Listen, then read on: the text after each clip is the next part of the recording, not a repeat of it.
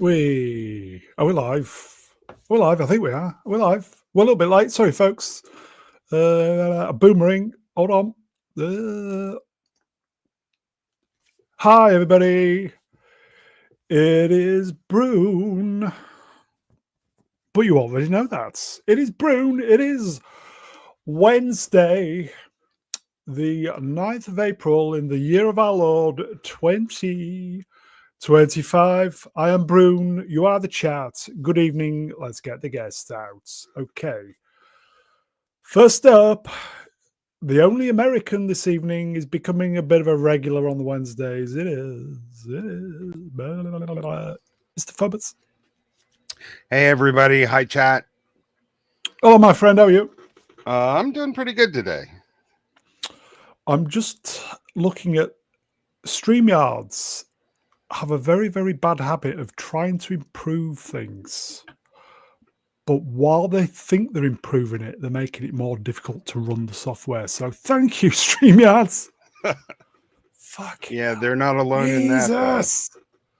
They've Every put a time share. just every time I do a phone update, everything moves and they think they're making it better, but they're just making it more annoying. Yeah, all I can see is I could see a maximum. Sorry, chat. Amuse yourselves. All I can see is a maximum of 9 messages at any one time on the. So if I miss messages, it's because I only can see 9. They've just taken one of those out and put a stupid referral link, so I can only see 8 now. So thank you, StreamYards. Shall we get the next guest out? Sorry, chat. Yes. Sorry, chat. Okay. Oh, look what it is, everybody. A Brit. Very good with numbers. Hello. Helpdesk. It's me. I'm the Internet Helpdesk. Good It's evening. me. Good evening, panel. Hi. Stephen, can you hear me? Stephen? Yes, I can, Clement, your stupid bloody name. Yes. I How you recently doing, found buddy? out that Matt Berry actually wanted to be Steve in the Minecraft movie, but I saw that. Yeah, I saw that. That would have been such a different movie. It would have been Oh, he would have been phenomenal. Yeah. Yes. Just hit it with a fucking pickaxe. And on that bombshell, it's great to have you on. Shall we get the look? Here we go. Alex Ashton Wrench, still my friend. Toast of London is hilarious. Yes. I prefer What We Do in the Shadows, personally. What was the? Is it Toast of Hollywood? Toast of what was that one he did? When he went to America. I can't remember the name of it. I didn't actually watch it. Was it Toast of Hollywood? It was on BBC, wasn't it? It sounds familiar. Chat, was it Toast of Hollywood? What is it? They'll let us know in a second. We'll just wait here. Do we have another guest? No, we'll just wait here. All right, okay. Oh, sorry. Ray bloody Purchase. Toast of Tinseltown. Thank you. I was technically I was kind of half right. Toast of You didn't watch it? No, it's one of those ones I meant to, and it's like everything. Stuff happens, and I just never Is it not on the iPlayer? It was very good. It probably is, but I just haven't got around to it. The episode where he drops acid in the in Death Valley's excellent. Okay, shall we get the? He's probably nodded off. Shall we get him out? I would watch it, but I had to watch Daredevil. Bring him on. And he's muted. Hello, Ed. Sorry. Hi. Oh, I am actually eating, actually. What are you eating? Doritos. Knowing you would be the cool cheese boring flavour. Well, you're supposed to get the dip with them, but can't be asked, really. I just prefer eating them dry. Oh, you like it dry? Not me, not shooty. Yeah. How's it going, everyone? All right? It's going to be shooty in a couple of weeks, isn't it? No, fuck him. Yeah, they are just they are that episode, aren't they? They are so tripling down on that show. It just boggles the mind. Is it actually possible to triple down? Yes. Yeah. They If you've doubled got- down in the last series, and they're doing it worse. Triple down now. on what? Triple down on what? Yeah, if you got 10 on the table and you put in 20 more, that's Triple down on what? tripling down. Dr. Watt. Doctor Who episodes are even Which Doctor Who episodes? the ones just about to come out. That's not Doctor Who. I don't know what That's you're Dr. talking Wax. about. That's very Yeah, true. yeah. That is Yeah. not Doctor Who. If Oh, you're we talking did about know him. Doctor Who, not the gay guy in the It's Dr. TARDIS, Wax. that is not It- Doctor Who. Yeah, it finished with Peter Capaldi. Yeah, as far as I'm Oh. concerned. Here you go. You want to talk Sword of about the real Storm Doctor Who? Wrenched. Hello, Sword. They are quadding down. Was that Yeah. like a leg exercise or something? They do them in the gym, quadding down. All right, moving on. So you well, Ian, yes? Yeah, I'm okay. I was working all day today, and I've got to work tomorrow as well. Just it's, Are you- the reason why I'm working so much is because the government's taking all our money. It's ridiculous. You have to Yep. pay for so many things. I think so many things Yes. have gone up over here. It's crazy. Taxation for growth. Bit of politics. From Rachel from accounts. Yeah. Mm. Oh, it reminds me, I got to do my tax return soon. Have you? Yeah, well, the July one. Well, my accountant takes care of that, but I've got to give him all my all my stuff and stuff. Are you not self-assessment? Yeah, I'm freelance, but I have. an Yeah, well, accountant. you have to, oh, okay. Well, it has to be in by January 31st, doesn't it? No, next that year? one's done. No. Yeah, January is 2, isn't there? There's one in April and there's one in January. July. July, two. is there? Yeah, there's 2. Yeah, it's 2. First I've heard it. And they're changing the rules now. So there you go. Anyway, not here to talk about. tax Let's returns. talk We're here to about talk about taxation on Mr. Brown Alliance. Yes, the government wants it all. Two things in life are certain: taxes and death. I hate it when I have to write out all those receipts. I mean, hand in my receipts. Yeah, same here. It's such a pain to get everything together. Yeah. I feel sorry for my accountant. He has to go through all the stuff I send him, which is like I keep every receipt that I spend. Everything. That's why you pay. Yeah. John Z, is it John Z? Wrenched. Hello, John. I don't think I'm going out on a limb here when I say the anonymously overrepresented. Represented. The homogenized Yeah. are Boosh homogenized. McFadden Wrenched. McFadden. It turns out if they lower taxes, more businesses stay afloat and hire more people who, get this, this is crazy. Pay taxes, crazy. Wash your mouth out with soap. That's called a long-term plan. You're assuming people are thinking more than 2 years ahead. I don't care anymore. You don't get this on Nerdrotic taxes. We do actually occasionally. Yeah. Oh yeah. He's more than happy to talk about that. Actually. Well, he didn't. Gary moved to Texas. Texas. Yeah, Texas. Yeah. Yeah, but the line "taxation is theft." He'll say he probably says it at least once per episode. So he's paying less state tax, but the big chunk here is federal. Well, Gary, try living in the UK, mate. It is awful out in California, though. Everything is significantly more expensive, and you Yeah, have we're probably not far behind them, to be honest. you're probably higher over in the UK. Fuel is more expensive. Fat,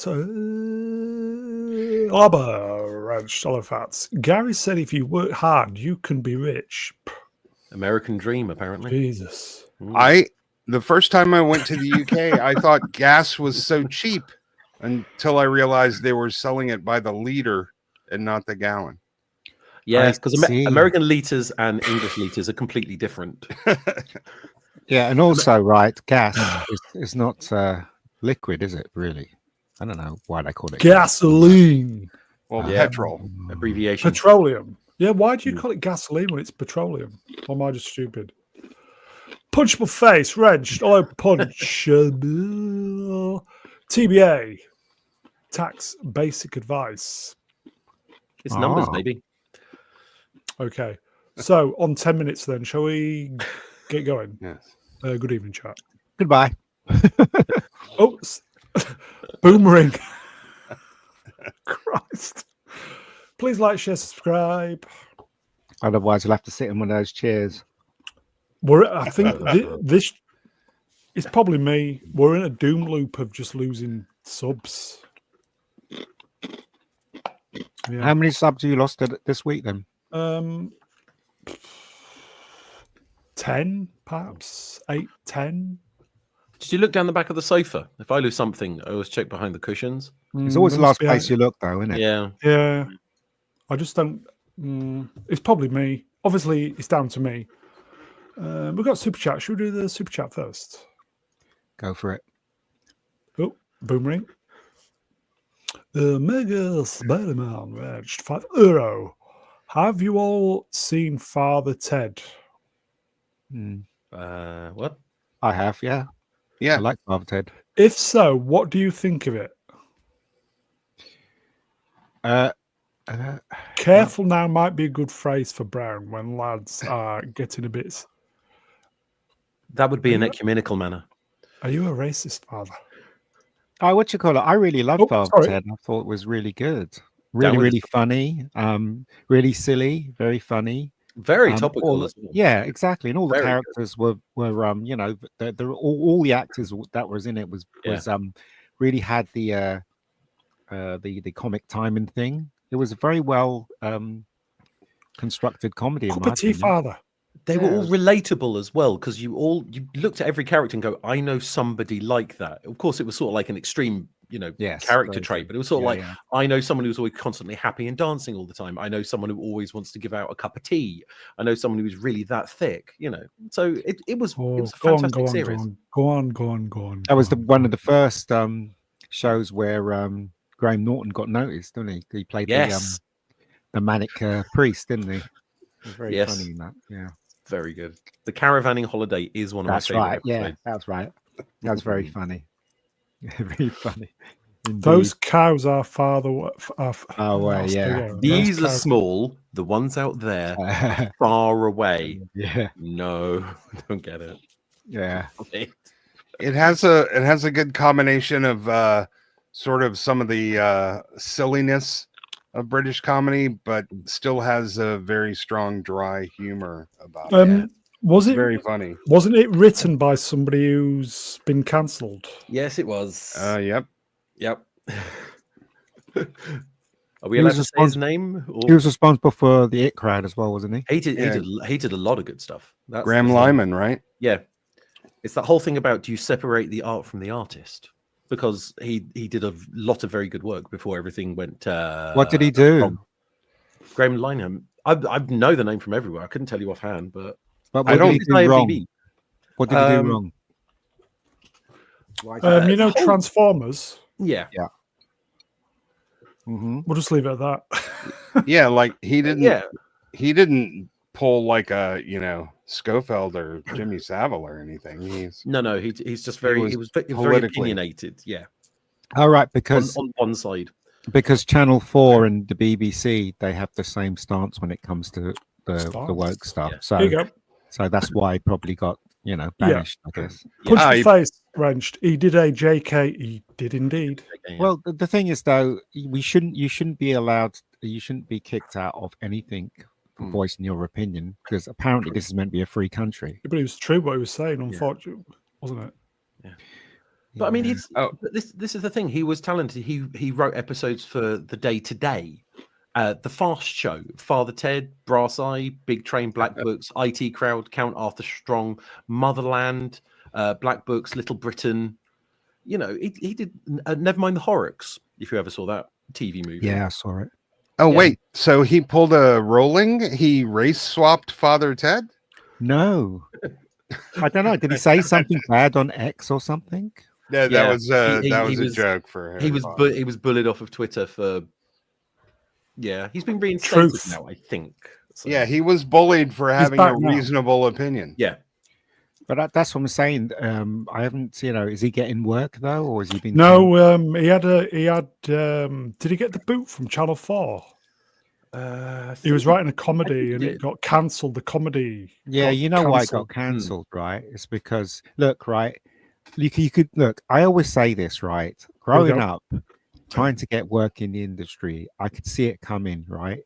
I saw it coming in the 70s when I went for every job I went to for an interview. There was always a gay person interviewing me, always, without a shadow of a doubt, always, right? And when we were on TV and we're looking at TV in the 70s, there was gay people everywhere. There was like Larry Grayson, there was Liberace, there was, you know what I mean? They were everywhere, right? And they were slowly getting their hooks into industry, into entertainment, into theatre. A lot of them are in theatre now. They're in the movie business, and now they're in Hollywood. It's not a problem though. It's the radicalized. Yes, ones. I'm saying that's not the problem. radicalized ones. But Ian, is this the gayest Rebecca Gold ever? But that's the thing. You see, it's become.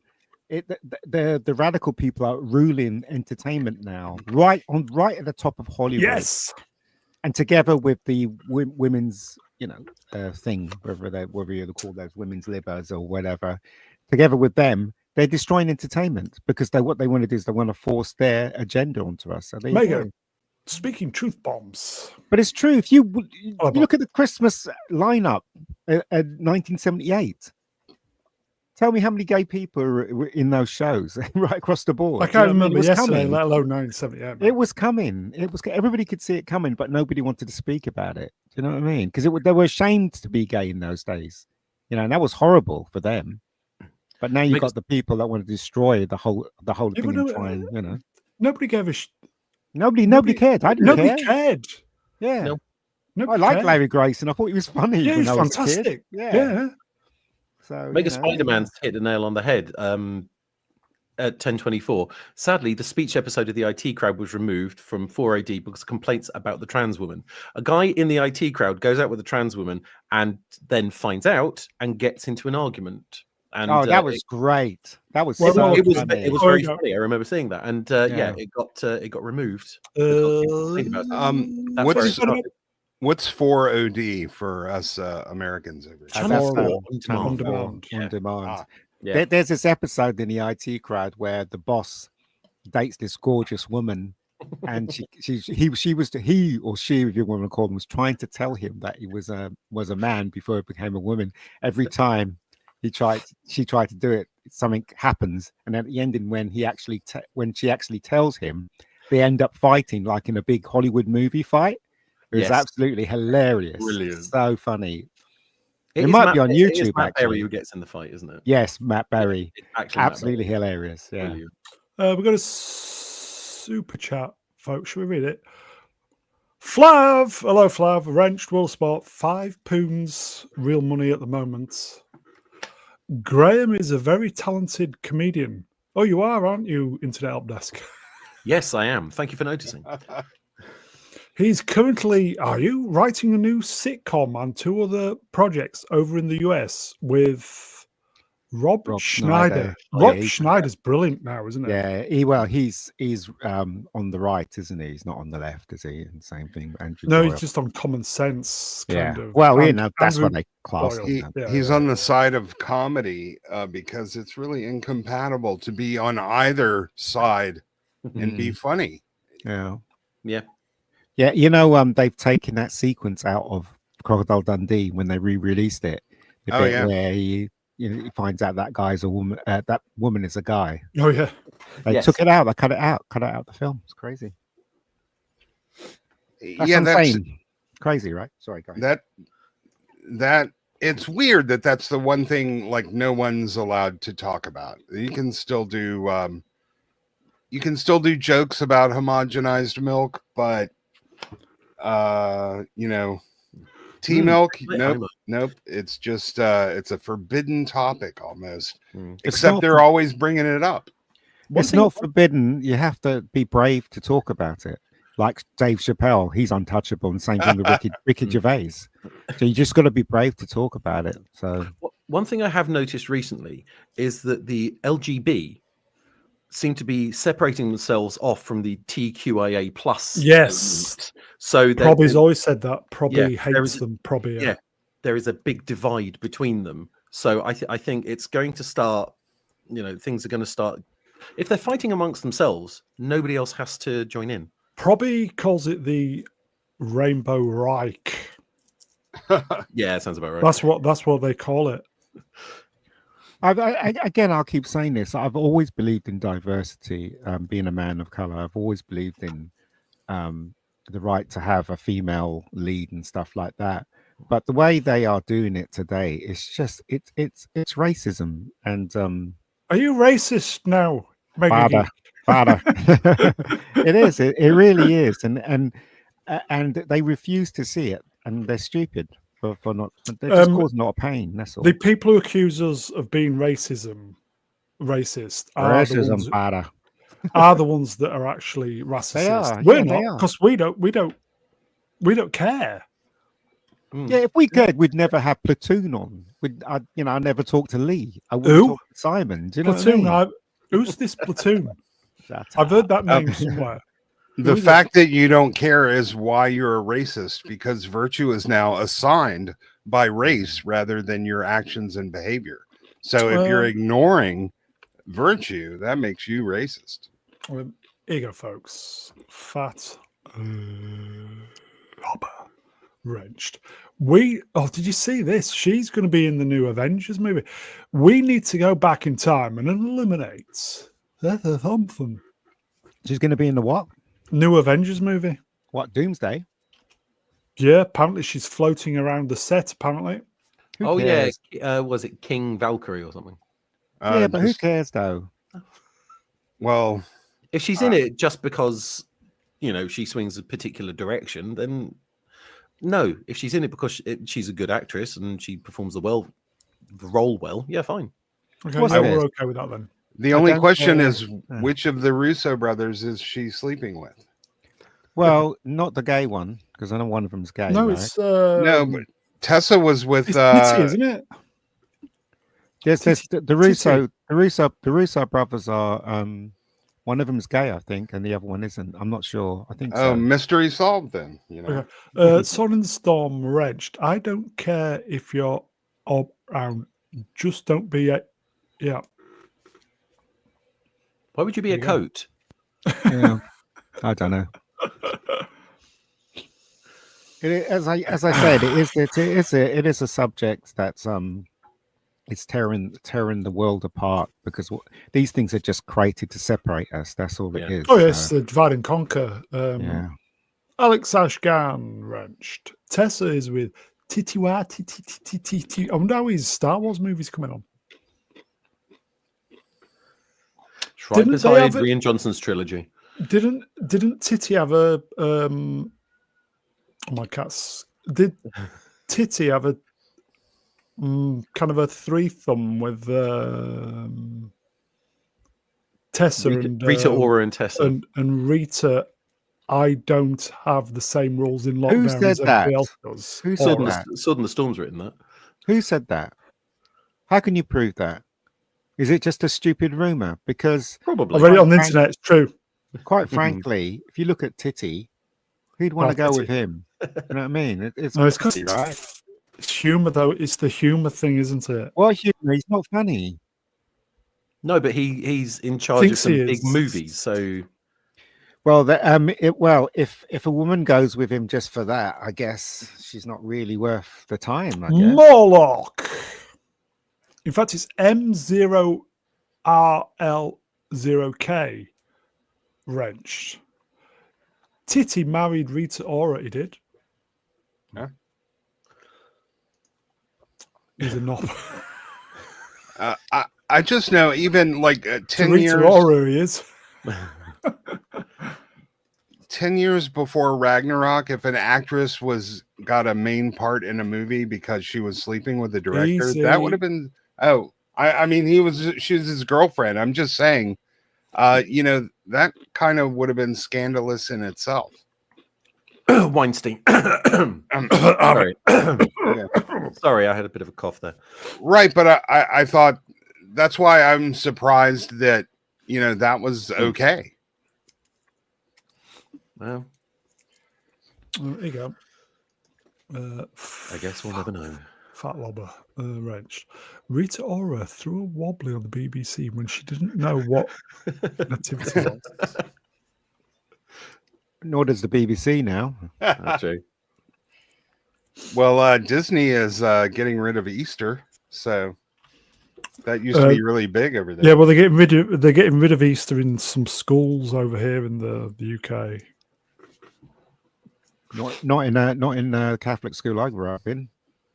Certain schools. Well, just like Bob Iger is blaming Snow White's failure on the tariffs, they're blaming Easter on the price of eggs. So, hey, can't have Easter. Eggs are too expensive. Atom Gray, Wrench, Will Spot. Hello, Atom. Isn't Rita Ora that orange soda over there? No, it isn't. That's Kiora. It's a dilute. Do they still make Kiora? Yeah. I'll be your dog. Yeah, they do. Okay. That was orange dilute. Yeah, you go. Disgusting. Kiora. Well, that's all we used to drink in the 70s. That's all they had. I thought that was Orangina or Orangina. Orange.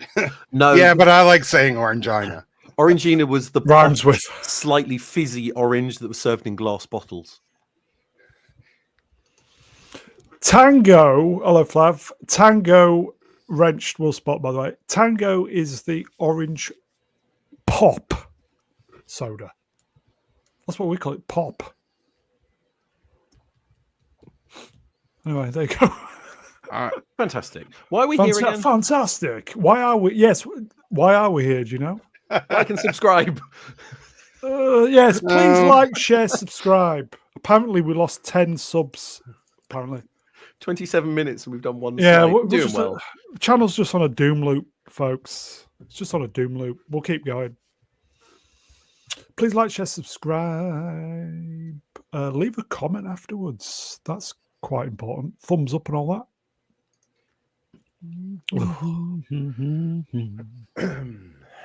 Yeah. It's Daredevil. What episode was it? Who cares? 8. It was called 7, Who Cares episode. That's what it's called. Episode 8, I think. Episode 1. Is the next episode the last episode? It is. Oh, Yes. I don't care. I don't care. I'm so bored. Who watched it? Anybody watch this? Look, move along. God. Jeebus, not this garbage. Hey, we can talk about Doctor Who if you really like. Doctor Watts. Sword.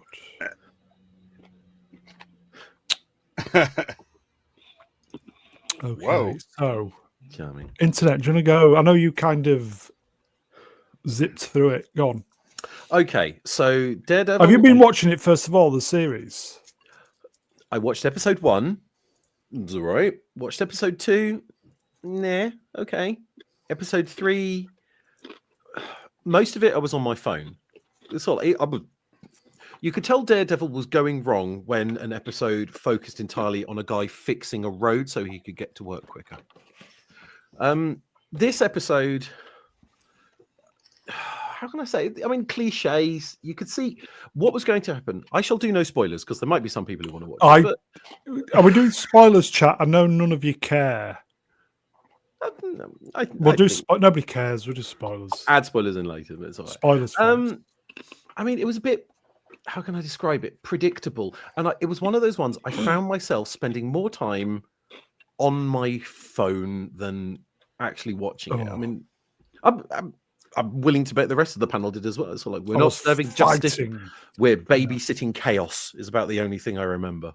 I have one of those Clockwork Orange setups in my living room, forcing me to watch the whole thing, so I can speak on it. Yeah, and then so like, do you love him? Do you love me? Bang! Oh well, that was easy. So yeah, come on, So yeah, I rate this one a solid sort of like 5.5. No, not even an IGN 7. I mean, this is a 2. No, we'll not get to the score. All right, we'll do that later then. No, I have no interest in Daredevil anymore, and I hope it is. The rest of it is cancelled after the next episode. I never want to see it on my screen again. Ian, are you enjoying munching there? Yep. I'd rather munch than talk about Daredevil because it was absolute. That's true. Well, wouldn't we all? Oh, no, sorry. Absolute crap. That's it. We can go home now. Bye. Who'd like to go next? Let Istaphobos. Let Istaphobos go. Yeah, yeah, it's what really surprised me is I looked at some of the comments about this episode, and people are talking like it was the second coming of Citizen Cinema. Kane. Yes, I fucked. So ironically, I felt like we were missing 2 episodes in between the last one and this one, but they would have been 2 boring episodes of shite that I wouldn't want to watch. But it's kind of like, okay, we're just going to wrap all this stuff up. He's consolidated his power, but we're not really going to show how that works. Everybody seemed to change their opinions or do 180s on their characters. Yeah. We're not really going to show any of that. We just, we're getting near the end, so we have to wrap everything up. It's just the inconsistency, all through the show was just kind of jarring. And I'm not going to say there weren't a few moments in there, but remember, this is the 8th hour of a 2-hour movie. And it's not like all of a sudden, if the appetizer was sewage and the main course was like dirty diapers, and then, the dessert was okay. Like, I don't care if this was great. We're 8 episodes in. It's a little late to be fixing things now. But I did watch one thing though. So we're so he clearly got shot in the shoulder, and I went back and checked that several times. But then when he's laying on the ground, it looks like he's shot in the heart. And it's like, we know Daredevil's not going to die. That'll be fine. No. Flesh wound. Yeah.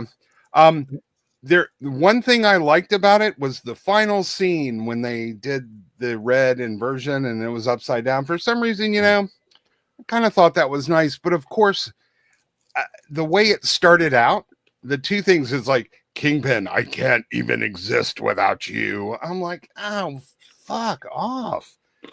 And then when she's like, Daredevil didn't save me, I saved myself. And I'm just like, oh, fuck. Like, I mean, we already mentioned that it happened, but she actually comes out and says it explicitly. And after that, I'm like, I like what Price said on his show. He's like, oh, I would totally break up with her right away.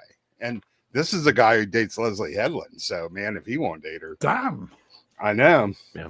So, it was just kind of boring, but it was also, it was kind of disconnected from the rest of the episodes, which, on the one hand, who wants to connect to those episodes? On the other hand, I don't feel like I'm watching a narrative. I feel like I'm looking at just a patchwork quilt of randomly sewn on pieces with characters that behave randomly, and none of it makes like a whole lot of sense. This episode, like, I get why people are saying, oh, finally Daredevil's back, because there were a few bits in it, but what wasn't in it was actually Daredevil. And then the whole end, it's like people are going, oh, well, Matt got shot by Bullseye, so Foggy got shot by Bullseye. Brilliant.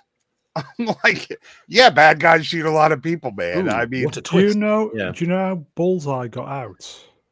Yes. As a direct consequence of what Matt Murdock did. So it's his fault. Right. They sort of imply that he knew that and he was doing it on purpose, but okay.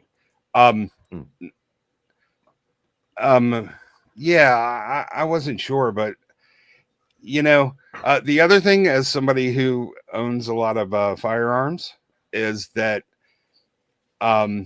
he would have come up with the rifle already in battery. He sort of completely cycled the bolt right before he took the shot, so Daredevil could hear it and stop it. Yeah, no, that wouldn't have happened.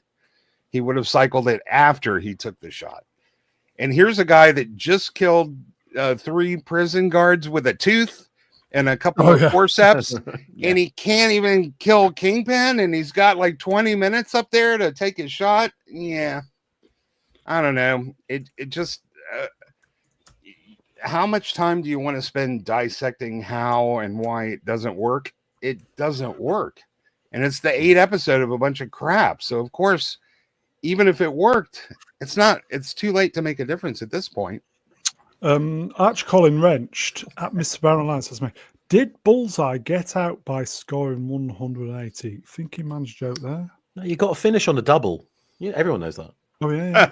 Son and Storm. Also, Bullseye knows Matt can hear him.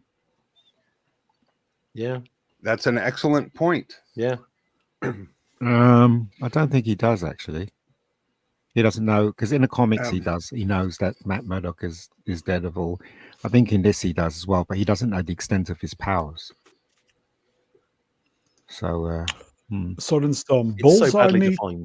Bullseye needs to start at the black and into the red. You get nothing for talking about. That's true. What you would have won. And I don't even want to start how a mayor can say what happens in a state prison. That's a municipal thing going on. Yeah. Did anybody notice how this episode was just basically all about the women? Oh yeah. Yeah. And the men were just Fisk is second class in Fisk their own show. Worthless again. It's sort of like just, he's now being killed off. Vanessa's the one in charge of doing everything. It's sort of like he's useless. So they said that they scrapped everything and rewrote the series again, and so they could do Daredevil right, but they rewrote it, and it was and if the other bits they shot before was rubbish, what did it say about this? You're right. Everybody's absolutely right. This is definitely turning this into a girls' brand. It's girls. It's just all girls. This is all girls. I can see it a mile off. Yeah, it wasn't just, girl boss gangster out Kingpin's Kingpin. Yeah. And girl boss psychiatrist, girl boss girlfriend out heroes our hero. But it was 50 minutes of the women admonishing the men and, yelling what does at that them. Mean? I'm stupid. Yelling at them. Well, that's what. Yeah. So and girl boss lawyer, better lawyer than Matt. Let's take it from the top then, right? So the guy comes and gives him the invitation, and Matt says, "How do you know where I live? How do you know she's living with me?" That would have been a red flag to his girlfriend, but no, she ignored that. If that was me as Matt Murdock, I would say, if you go to Kingpin's thing, you can when you come back, you can take your stuff and leave. Go. That's the only thing you could say, because basically the Kingpin is evil. Everybody knows that, yet she wants to go. And that's basically what Price of Reason told her. Except I'm saying, he didn't give her a chance to come back. You would say, take the stuff and go if that's what you think of me, and if that's what you think of Kingpin. But he didn't, because all men are saps in this, right? I got the feeling that Daredevil did slam. That did slam what's his name's face because he wanted him to get out, and he did get out. Oh, okay. But I don't understand why he tried to take a pot shot at Kingpin when he could have taken a pot shot at Matt. Also, she's a therapist. She was just kidnapped and tortured and almost murdered. She hasn't spent any time, recovering, talking to anybody else, processing her trauma. She's just instantly getting up, and all of a sudden, oh, Daredevil's just as bad as the guy that murdered me. Like, she suddenly became stupid. Also, if you're a therapist, you are not going to go to a party that's thrown by one of your clients, whether or not they're the mayor. Okay. That's plus, you said this before, but she reminded everybody that she killed Muse. Oh yeah, and it wasn't. That's the thing that pissed me off most of all. Yeah, well, they couldn't have it ambiguous. But that's the thing, you see, right? If I don't understand what Chris Gore's talking about. These episodes are atrocious, every one of them. And the reason why they're atrocious, I will say this again for the cheap seat. Here you go, folks. Here you go, listening. Is the woke, right? The script doesn't matter about the script is good or bad. It doesn't matter about who they've cast. It doesn't matter. It's the woke thing that they keep putting into our shows. First of all, every woke has to have a girl that's never saved by the hero, if it's a hero show. Second of all, every girl in the show has to be cleverer than any man in the show. Third of all, every tough man that was tough or brilliant or the hero has to be cucked. That's happened in every show so far. since this crap started. On You 40 can see minutes. it, right? You can see it, right? So the same thing with this show. I'm sorry, right, but this show is absolute rubbish because of that, right? Yeah, but I have to say, Ian, you said it doesn't matter if it's good or bad. It can't be good if it's woke, because that means you're right. they're putting ideology ahead of story. Yeah, and when you have to make a choice, you take the woke one. It'll never be good. And also, right, it's such bad storytelling, right? What was the point of him going to Josie's and sitting there and having a drink? Yes. I mean, you could have, if you pull that out of the script, it would have made no difference whatsoever. It really wouldn't. But he had to go there to find out what was being drunk the night that Foggy got shot, so that he could have a revelation or some shit. I don't know. And also, right, why? I mean, I get a feeling that he slammed Poindexter's face into the table, so because he wanted him to get out. But why did he want him to get out? Why was he gonna kill the Kingpin? Why didn't he kill Matt Murdock? I don't understand. Because Kingpin sort of set him up, I think. But why did Daredevil jump in front of Kingpin though?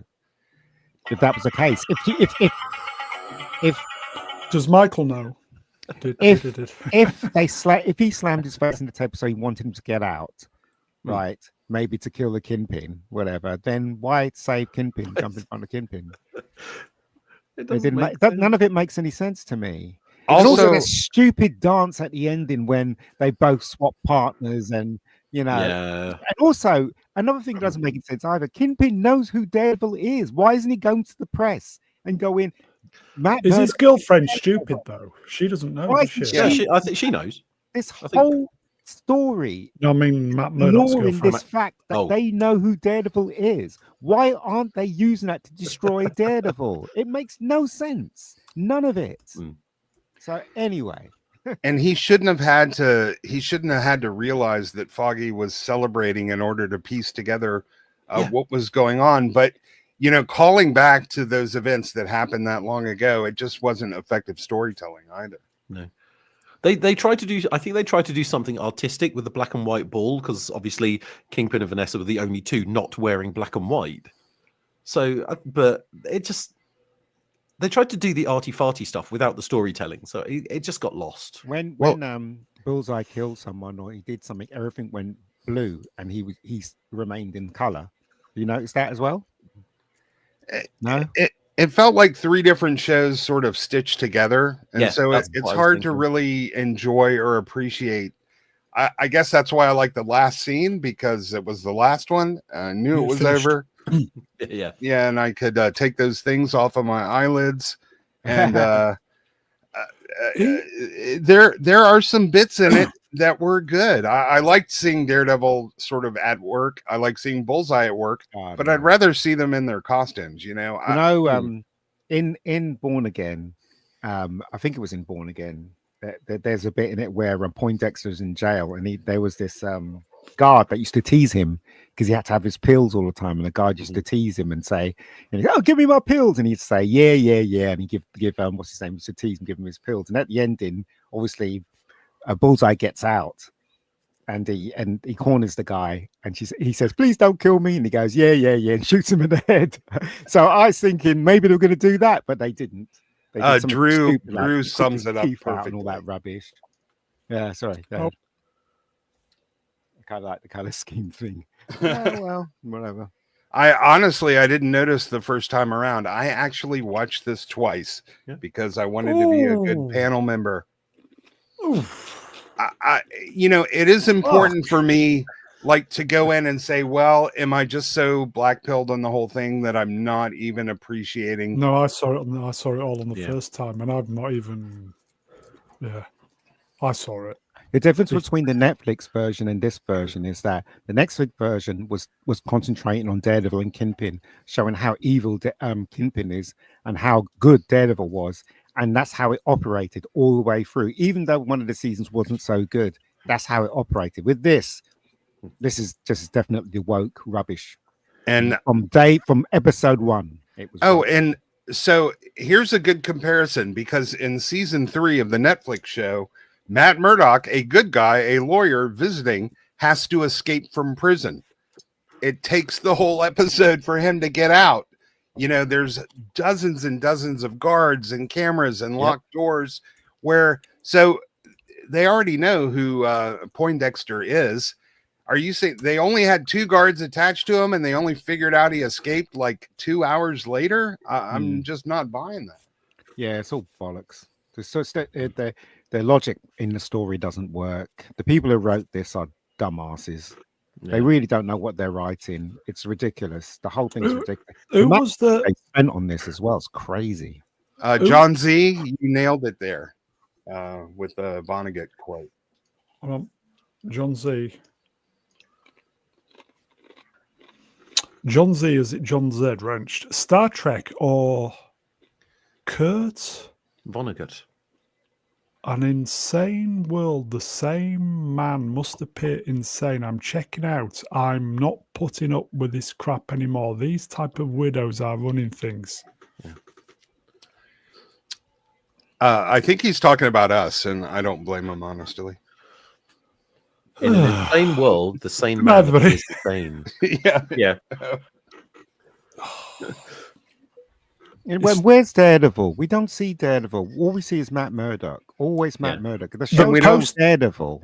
We don't see Bullseye either. We see a disgraced FBI agent, and it doesn't have the same effect as it does when he's like, you know, I was actually collecting comics during the Frank Miller run when he has that fight with Elektra. Man, it's great.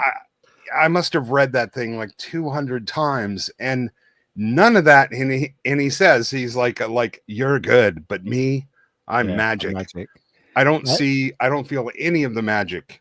Do you there's this panel in that story, there's this panel that I'll never forget. I'd love to do as a filmmaker, is when he stabs her and she starts crawling and it's blood dripping out, and she makes her way all the way to Matt Murdock's place, and she climbs on the stairs and knocks on his door, and he opens the door, and there's a whole crowd out there, and he hugs her, and then in the crowd everybody's in silhouette apart from Bullseye, who lights his cigarette, and you can see his face light up, and everybody else is all in shadow with shocked looks on their faces, but Bullseye's in the background just lighting his cigarette. Do you remember that panel?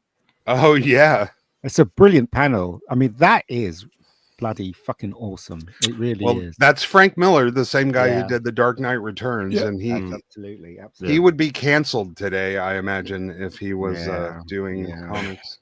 Here you go, folks. Z3PO. Hello, Z. Wrenched will spot. I have a full set of Frank Miller Daredevil series first prints. Wow, that's great. I have reprints, unfortunately. I've got all. I think I'm missing the very first Miller episode or Miller issue, and I don't know. I just never went back and picked it up. Anything good about this episode, other than when it finished? Well, we didn't see Kingpin eating. That's a good thing. No, they did show him with food on his lips. Remember, they they started the scene a close up on his mouth with like black stuff going around.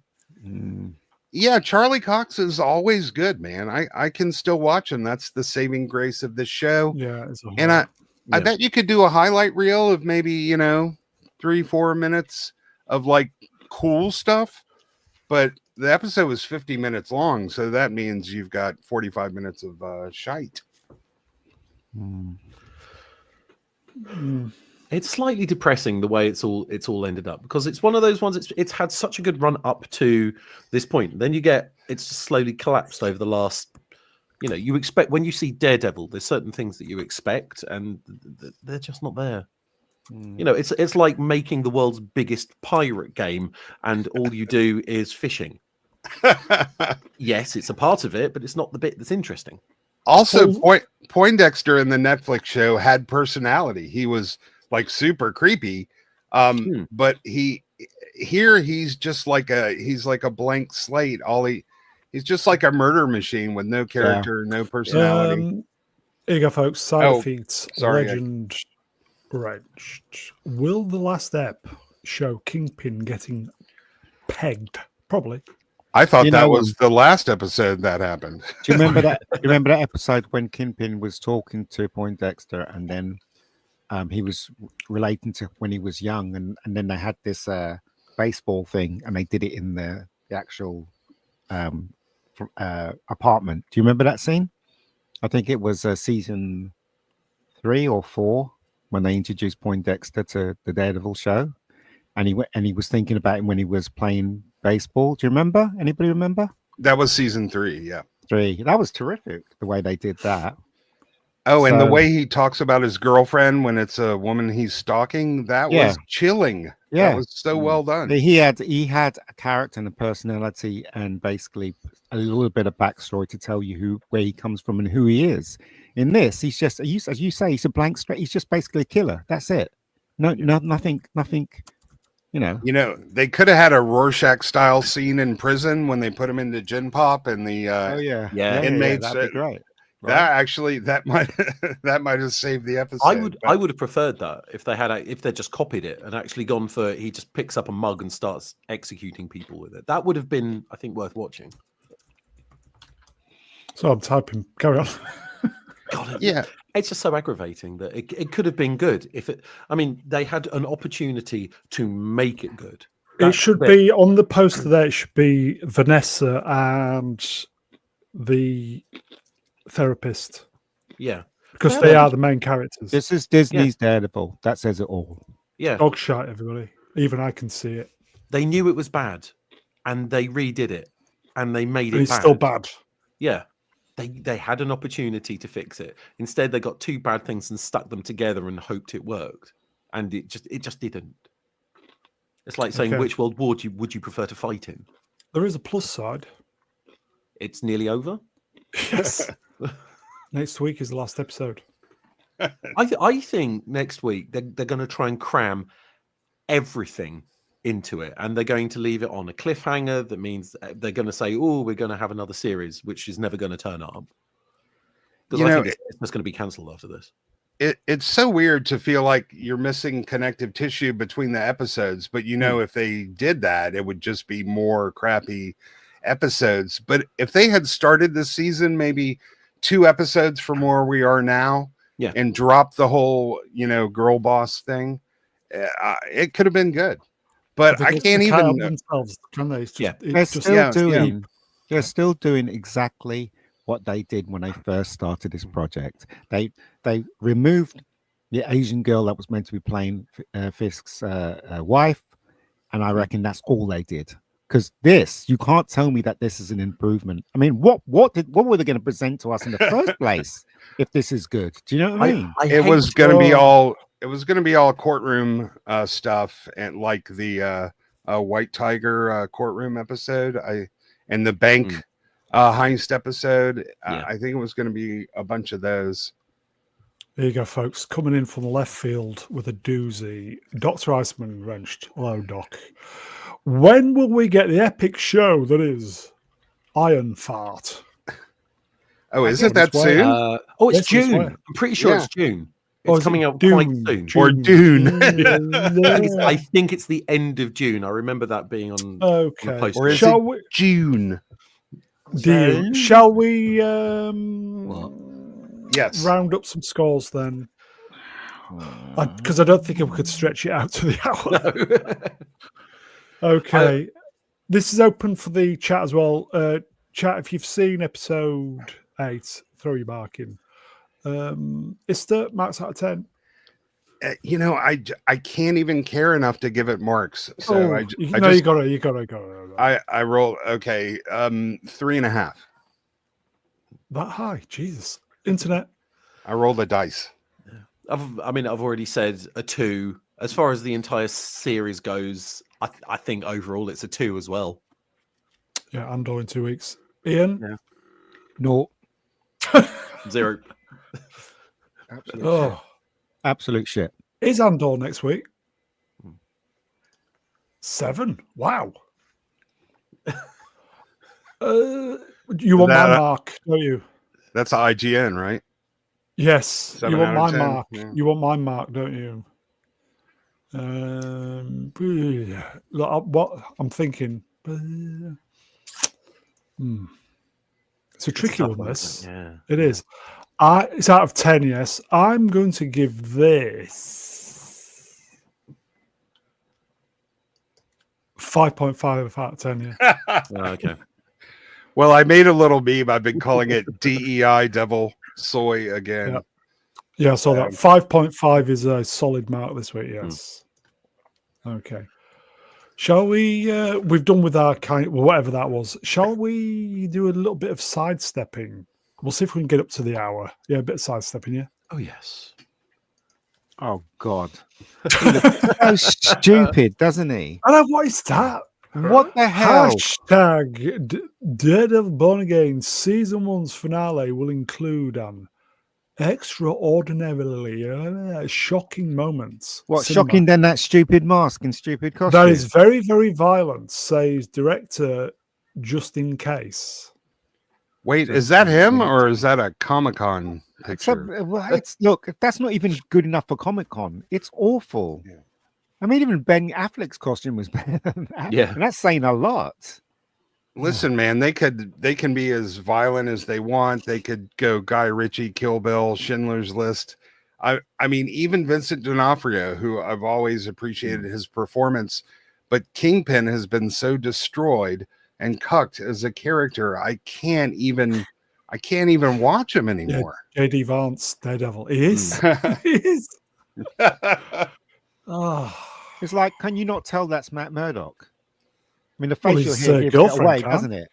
The facial hair gives it away. Do you know what I mean? It's so. This is so stupid. Do you know what I mean?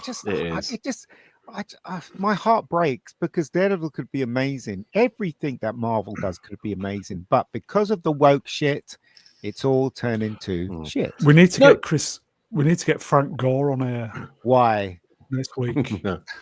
Do you reckon if I spoke to Chris, could he get Frank on? It's the same guy, isn't it? Do you know what next week's moving on. going to entail? Because it's the only thing that hasn't happened yet. Us killing ourselves? No, it's going to be Punisher. Because that's about that's about the only rumor there's been that hasn't actually happened yet. You know what's going to be Punisher. That's it. That's going to be the big thing. Foggy's going to turn up at the ending alive. That's probably what's going to happen. Do you know what I mean? Because they mentioned him in this episode, so it's only leading up to that. Didn't Helpdesk mention just how predictable, like everything that happened, you already knew it was going to happen like 5 minutes before, but that sort of goes with the whole show. It's like, but it's hard for me to even care. It's just like, so we're going to get Daredevil back. Yeah, you're only going to get Daredevil back. You're not going to get Karen. You're not going to get Foggy. So it's not Daredevil then. No, it's not Daredevil. So, that's what it is. It's not Daredevil. Punisher will show up and save DD in the hospital. No, it won't. It'll be either be Kingpin's wife or his girlfriend that will save Daredevil. Here you go. This is a big question. Side effect legend, Wrenched. Why doesn't Disney like money? It's not about the money. I said this last week. It's not about the money. They don't care. The people would rather run the whole company into the ground than make a profit and not have their ideology in their shows. If you follow it is. Pedro will show up. Wouldn't surprise me. Yeah. I'd probably take Pedro showing up at this stage, to be fair. Pedro and Zendaya. It is important to note that the people making this stuff are making money. It's the shareholders that are getting screwed. Like Iger's going to retire quite rich. They like money fine. If you follow the share prices in sort of like 2020, just before the COVID hit, share prices for Disney were about $200. Yeah. Currently, last time I looked, they're about 89. It's just collapsed. They have nothing. They don't care. As you said, the people at Disney still get paid. They don't care. They don't care. None of them care. They don't care. That's why we're getting such sloppy crap. Oh, like the Acolyte. They spent $320 million. Everybody who got near that show got rich. That was headline giving money to all her friends and relatives. They like money just fine. God, it's so irritating. Good night, everybody. That's a channel killer. Bye, everybody. I can see why the subs are going down. God. Sorry. Okay. Shall we? There's another sidestep, and then we'll just end it all, shall we? But at least we're going to end it all together. That's the main thing. Yeah. Isn't that a slight overreaction? We're all together, folks. That's what Brilliant. matters. We're all together. We all get to drink the Kool-Aid. On 1 hour, we're all together. Who's this old miserable bastard? I'm sorry, I can't watch Daredevil anymore. What's that Watch say? Disney's Daredevil anymore. Sorry, I'll start again. Ian Diaz. I'm sorry, I can't watch Daredevil anymore. It's rubbish. It is. It's absolute rubbish. Yeah. Just the basic thing here. Look at the picture. He has a growth on his face. Matt Murdock has a growth on his face. Charlie Cox has a distinctive voice. Daredevil has the same voice. Is everyone stupid in this show? Can they not tell that he's Matt Murdock is Daredevil? Especially his girlfriend? This is how stupid this show is. Well, she's exceptionally stupid because she thinks that she defeated Muse. So, yeah. And she's kind of hanging out with the Kingpin that she was severely criticizing, 5 episodes ago. Manuel Grell. Regged. Hello, Manuel. Must be an imposter. Our Ian Diaz would have said, what's that say? It's shit, but I wanted to. But the thing is, though, I remember once I put up some X thing, whatever, and a lot of people had a go at me. So I don't really want to get involved in that nonsense. Oh yeah, I blocked them all. So I was going to put shit, but I thought I put rubbish. Yeah, somebody was having a go. Nicer. Somebody left a comment in the chat about Sunday having a go at you, I think. Oh, did they? Oh, no. Or was it last Wednesday? Because you just saying it shit all the time. But that's your trademark, though, isn't it? No, that's that's Ian's trademark, everybody. The things I say that are shit. It is shit. Right? You don't want it. None of us want it. None of us. Yeah, none of us want it. No. I challenge anyone to challenge what I've been saying and say what I've been saying is wrong. No, because it's all there. Everything what we've been saying is all there. Yeah, you can see it. Right. Yeah, Fat Lobber wrenched in the recent board takeover of the head of JP Morgan stated that Bob Iger had his full support. Because they're all from the rich club, aren't they? Yeah, and they all know each other. So I think the problem is with Disney. It's the investors who are just pay the money and they just don't care about their investment. The investors, right? They're That's not the problem. They probably don't know what's going on. They need to have a more proactive. Well, they should. They don't. Then I don't think. Yeah. They're not even waving their arms in the air, are they? Yep. Well, I will give Iger this, man. He can spin anything into a victory, and there's no disaster that he cannot blame on someone or something else. But he's ready to take all of the credit for any success or even illusion of success that they have. Yeah. Go on. Sorry, I was going to say nobody wants it to be shit, but the problem is because they're making less money, they hire cheaper people, and the ones you get are the ones with no experience because obviously they're not worth very much, and so they're the ones who come in and do the writing, and they do shit writing because they have nothing to draw from, and you end up with it's called the and then style of writing. It's sort of like they do this and then they do that and then they do this. Exactly. You need old school but writers. They do this, but this happens, which means they have to do something else. Exactly. And, it creates it's a better narrative. It's very easy to follow. James WWW. James, you need to come on here 1 week. I'm 5 years older than Mega. Are you 82? Jesus. And he's right. It is shit. I have reasons why I don't like shows today and I explain why I don't like Daredevil. It's not that I'm saying it's shit for no reason. I'm not mad. Do you know what I mean? But I challenge you to tell me. Yeah, exactly. I challenge you to tell me that what I'm saying is not true, because I've pointed out everything that is woke in this episode. Yeah, but today's episode was cinema, wasn't it? What part of it was cinema? Explain. the fade out at the end. The credits. The lights came on. Yeah. I really do like the theme music and the opening titles. No, I don't. I prefer the Netflix one. Much better with. No, I actually like the paint. music. I think the music's really. Oh, nice. it's the same really good. theme. It's the same theme. Yeah. Oh, is it? Yeah. Oh, the music's fantastic. It's the same theme. Yeah. Istaphobos, Mom, Wrenched, Wolf Spot, $2. It's called And Then Storytelling, and it's shit. Yeah. Thank you, my friend. Side Defeat made a good point. Matt Stone and Trey Parker do a great talk about the and then writing. They do, yeah, they do. They do. It's fantastic. You can find that on YouTube. Give it a watch. If ever you want to start writing a script or something. Side Defeat's a legend, by the way. Did you know that? He's a legend in his own pants. Yes. Yeah, around these parts he is. Yes. Okay. But I mean, can I just point out? You can, yes.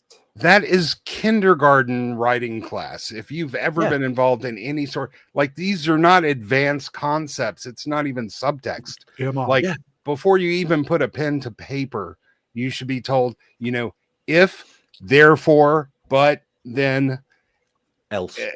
Yes. And so we're not talking about Hemingway level literature here. I think I nearly missed this comment because of the new StreamYard's layout. StreamYard's, get rid of the referral link, please. Mega did say that Alien Romulus was enjoyable and we should go see it. Did you? Then he said it was shite a week later. I did enjoy watching it, but then when you analyze it, it is rubbish. And I think I explained that. Switch your brain off storytelling. Because like we all wanted to see an alien film, didn't we? We went in there and we were going, this looks really good. And we saw the trailers, we saw the clips, and we thought it was going to be great. And then we sat there, and I did enjoy it. But then when you start thinking about it again, because I only saw it once in the cinema, you analyze it, it is the storytelling is shite.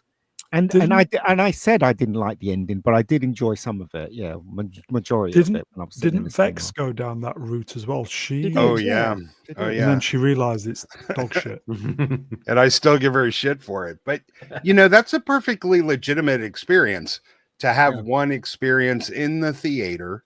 I mean, I was so adrenalized and hype when I saw Star Trek 2009, but the moment we were walking back to the car, I'm like, oh, that was utter rubbish. I was completely tricked for the whole movie. But yeah, I'll tell you another experience I had. I went to see Beverly Hills Cop, Axel Foley, right, in the cinema. It was a special screening before it was going to be shown on Netflix, and the producer was there and all that. And we went to see it, and it was packed. And then when it started, everybody started cheering, and they laughed at every joke. And I was having a whale of a time watching it. And after the film had finished, I thought, yeah, that was a lot of fun. Then I saw it again on Netflix and realized how stupid and silly it was. Oh, he's balked. It all depends on the atmosphere that you're experiencing the film. As I said, everybody wanted to see Axel Foley again. They were all cheering and everything. But when you sit down, you analyze it. It wasn't very good. It was okay, but it wasn't very good, I will agree. The best thing about JJ Trek was Michael. Yeah, his music was terrific. Eugene's music, yes, it's very good. The music at the beginning where Kirk is being born, amazing. That is a good opening sequence. To be fair, I did like that Star Trek movie. They had good intentions. It's a shame that they spoiled it with the second one, and they just got worse. Too much, too soon. It got worse. Yeah. I did enjoy it, and I thought, okay, if they're going to go down this route, then it could be good. But they didn't. They destroyed it. Yeah, I agree with this. You go fat wrenched. Starfleet Academy is going to be lit. Speaking of music, I think the opening theme to this show is the same theme that they use in Silo. I have to go back. It sounds like it. Anyone in the chat? It's Daredevil. It's the theme to Daredevil. It's the same good theme. It's a good theme. It's the same theme they use for the Netflix, I think. Yeah, it's a good theme. The opening for the Netflix version is much better than this one. Okay. Have we done with Daredevil? Daredevil. Yeah. I think we padded that out for nearly an hour. Fuck. Unbelievable. As Amelia turns up, we're finishing. Hi, Amelia. Hi. Okay. There are a few little tidbits left over from Sunday. Do you want to go through them? Go on in. Yeah. Yeah, should we go through them? Go on in. Sure. People keep asking if we're back. This is World of John Wick. Lionsgate loading up on John Wick franchise. Sets 5th movie with Keanu Reeves and Chad Stahelski returning. So it's confirmed, everybody. Well, as long as it makes money, I guess they'll keep making them. No story yet, though.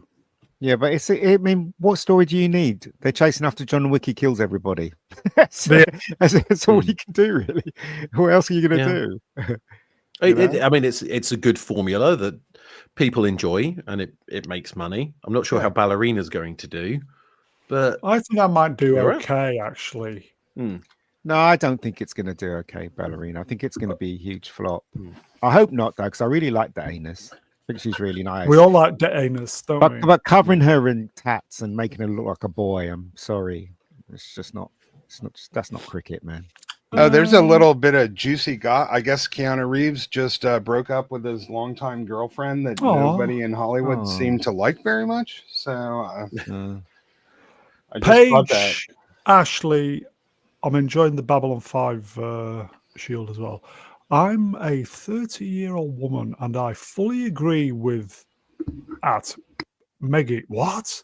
Wokeness and the agenda is an instant turn-off to me. I prefer series / movies made long before 2014. Yeah. Most things made after then aren't good. Do you know what? It's going to be really interesting to see what people think of Rebecca Gold when I finish it, because the character is gay, so it's going to be really interesting to see what people think of it and whether it's a girl boss thing, because it is hard to write something that's balanced. I think I've achieved it, though. Well, though you say so yourself. I say so myself. Sorry, go ahead. No, don't mistake being diverse with being woke. Those are two different things. Yeah. There are plenty of shows. Hell, Star Trek was diverse in the 60s. Amazing. But and you know what's the that Sherlock Holmes show? I don't even know if you got it in Britain. Yeah, it's the Johnny Lee Miller. Yes, that's brilliant. I loved it. Yeah, Miss Hudson was trans and nobody gave a shit. She was a great character. And also, Lucy, was it Lucy? Lucy Liu, yeah. She was great as Watson. She was terrific, I found. I really thought they made a great pair, both of them. If I may, I will say, Paige, we're always looking for women on this channel. Not that way. Paige, how are you doing? The only stipulation is upstream mic. That's the It's more than welcome to join. Yeah, well, let's see what they're going to do this next John Wick, because quite frankly, they threw everything in but the kitchen sink in the last one. So I don't know what they're going to do. Maybe go back to it being like number one, the first John Wick, because the first John Wick had action, but it didn't have action. I've got the story. It had a good story. Yeah. I know the exact story for John Wick 5, and I've tried to tweet. No, I do. I've tried to tweet because I think Chad, he's on the Twats or the Instagram or somewhere. I messaged him, said, I have the perfect story for John Wick 5. It's obvious. I'm not going to say what it is, but I know what it is. And it involves Carrie Ann Moss. Oh, no. Because she was in the last one, wasn't she? Or did I? No, she wasn't. That was the Matrix. No, she was in the last one, wasn't she? No, she wasn't. No, she was in the Acolyte. She was in the Acolyte. She wasn't in the last one. Okay, I haven't got the perfect story. I did like John Wick though. I thought I did like all of them, apart from the one. Which one is the one where he goes under the tunnel, starts shooting people? He couldn't see anything because it was too fucking dark. Was that 2? 2? Yeah, 2 wasn't very good. Or was it 3? I can't remember. John Wick 2, John Wick 3. I don't know. Why didn't they just shoot him in the head? They keep trying to shoot him with his bulletproof suit on. It's ridiculous, isn't it? No, are you sure? Carry on. Carry on. I've got carry on the brain, folks. Carry on, Star Wars. Are you sure? Yes, Carry wasn't sure. In number 4. Or did I just kind of imagine it? Nope, very sure. Did I have a senior moment then? Yes. Damn. I just hate what they do into the really gorgeous women now in films. As I said, the Anus is a gorgeous woman, and I love the Anus. The clips I've seen so far is that she's got tattoos all over her, and she looks like a boy, and she's taken on people twice the size of her. I'm like, no. Carrie-Anne Moss was not in previous John Wick movies, but she did publicly express interest in being in the next one. Well, then I have genuinely got the perfect bookend to the 5 films, but trying to get in contact with the relevant people is forget it. And on that bombshell, move on. What's the next one? Istaphobos Wrench will spot. He gifted another NBA membership. I don't get this. What does memberships do? Why is people gifting memberships? I don't understand what that is. It's just a kind of a way of thanking the channel, and you should do kind of membership live streams and stuff. But hold on, I don't understand. So when you give a membership, what does that do? A membership? Yeah. What does that do for you? Most channels have things exclusive to members, like members only streams. Maybe you get early video releases. Right. You also get special icons you can use in chat. And a lot of them will have not just members only streams, but a members stream where members can come on the panel. Right. Which is actually can come on these. I'm just saying it depends. Each channel has the option of offering their own perks for membership, but it's also a good way to, encourage people to show up. They get a green name, and I think it helps with retaining subscribers as well. So I see. Have you been on sub this week? Who? Istaphobos. No. Actually, it's stuck this time. Yeah, because YouTube keeps unsubscribing me from Mr. Brown's, and I don't know why, but this week I stayed subscribed. So, extra perks. What's the next slide? Moving on. Yeah, what's the next one? Moving swiftly on. Eddie Smurfy. Eddie Murphy was told not to star in Malcolm X by Sidney Poitier, who said, "You're not Denzel Washington, and you're not Morgan Freeman. You're a breath of fresh air, and don't fuck with that." I didn't know if it was an insult or a compliment. Well, Sidney Poitier is a well-respected actor, and I've never known him to insult anyone. Well, maybe he has, but I've never known him to insult another actor, put it that way. So I think he meant what he said. And also, he's right as well. Eddie Murphy is not he can act, but he can't act to the extent of Denzel Washington or Morgan Freeman. Do you know what I mean? Eddie Murphy's in a niche of his own, So, there were some comedians that turned out to be amazing dramatic actors, like Robin Williams and Bill Murray. But he's just saying, stay in your lane because you're fantastic in your lane. I don't see how that's really an insult. No, but the thing is, he's not as good as someone like Robin Williams. Robin Williams really had a good grasp of drama, didn't he? And Eddie Murphy, he tries, but he's not. I don't think he can reach the level. He can only play himself. Yeah. You know, you can get some who can do comedy and go to serious, and then there's people like Leslie Nielsen who start off serious and end up in comedy. Yeah. Eddie Murphy is comedy, and that's pretty much, he can only play comedic roles. I don't think he could do a dramatic role and be taken seriously. Magnosaurus Wrench, by the way. Well, he was in that musical, wasn't he? And he was pretty good in that. What is it called? Show something, or what it was called? I can't remember what it was called. But 1 Hour Photo. Oh, Robin Williams was creepy as hell in that. It was, yeah. Yeah. It was very. Robin Williams was a sort of once in 10 generations talent. I mean, absolutely. I can't. His ability to do almost anything was quite extraordinary. Mr. Brown, I just sorry, but membership also gives you a free super chat per month. So if you're going to super chat anyway, you might as well become a member and show your support for the channel. Yes. Yes.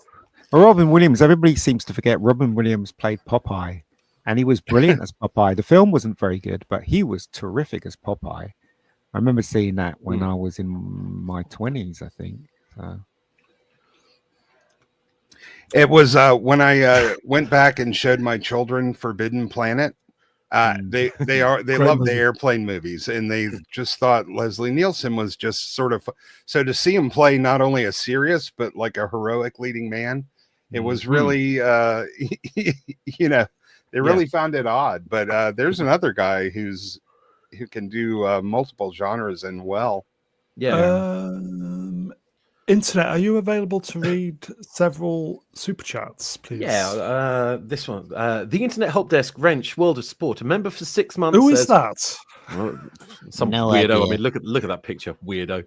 And he says, "Super chat." Super chats. Eggs BT Wrench World of Sport, a member for 3 months, says, "Well, booger me." Booger. Aye. And Sly Jester World of Sport has gifted one Thank you, Mr. my Brown friend. Alliance membership. Thanks for paying it forward. Very cool. Have we finished with Eddie Murphy? Hollywood nearly finished with him. That's true. No.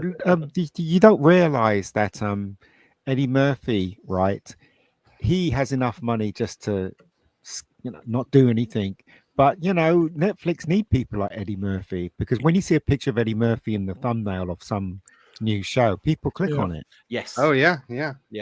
Well, we need more, mid to low budget sort of comedy, entertaining movies, and that's why Adam Sandler is huge on Netflix. Yeah. Well, Adam Sandler's the most highest paid actor in Hollywood. And So- listen, I would be so impressed that Sidney Poitier was even talking to me. That's true.